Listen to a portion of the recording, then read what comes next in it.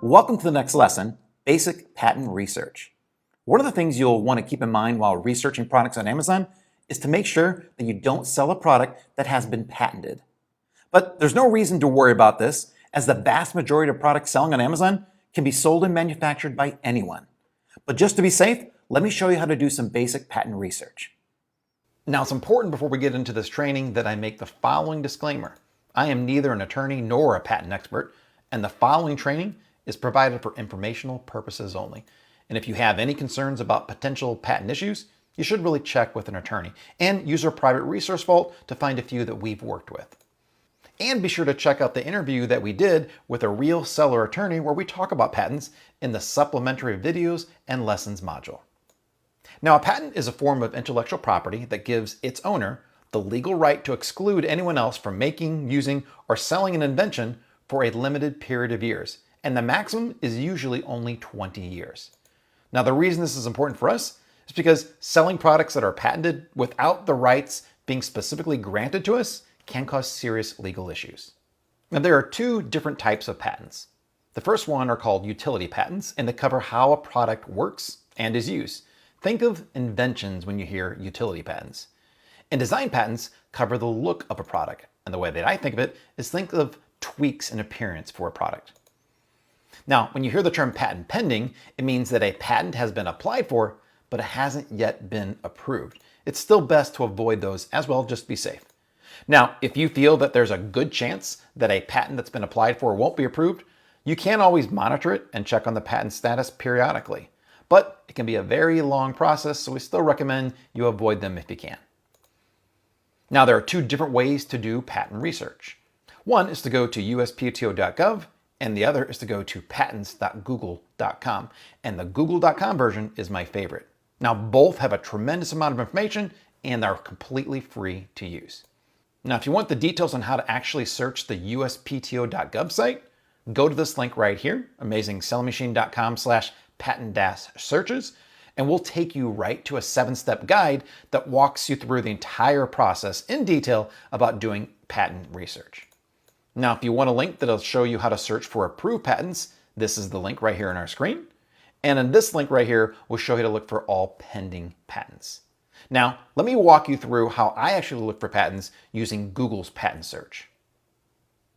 So here I am on patents.google.com, and let's imagine that I want to sell the mesh pop-up crib netting. So I'm going to type in pop-up crib netting and hit enter.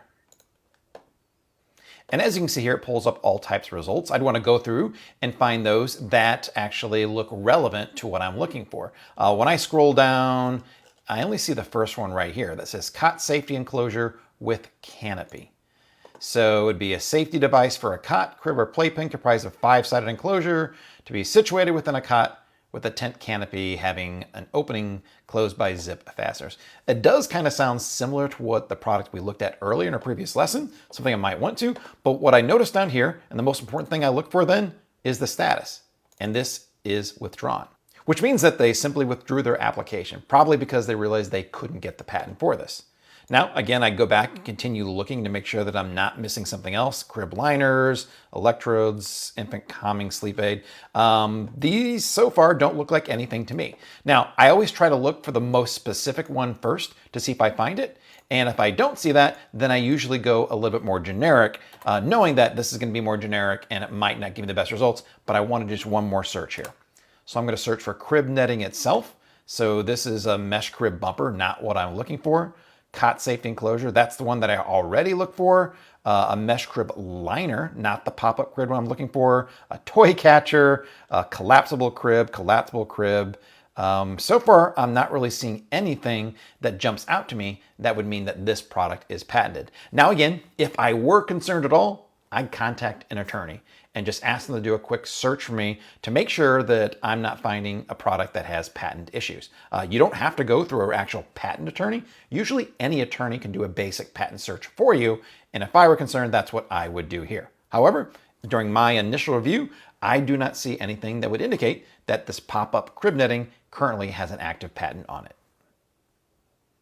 So as you can see, doing a patent search yourself is more of an art than a science, and I'm definitely not an expert, but I am able to do some basic research to see if I think there are any glaring patent issues.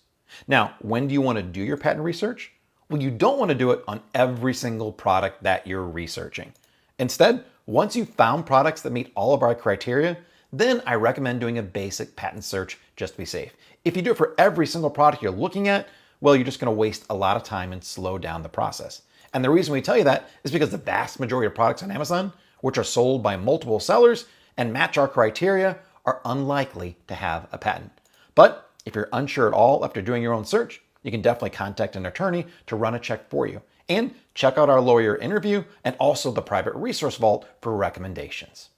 So now that you know how to do your own basic patent research, your next step is to remove any products on your product opportunity list that have potential patent issues, if any. And once you've done that, head on over to the next lesson and let's start contacting suppliers.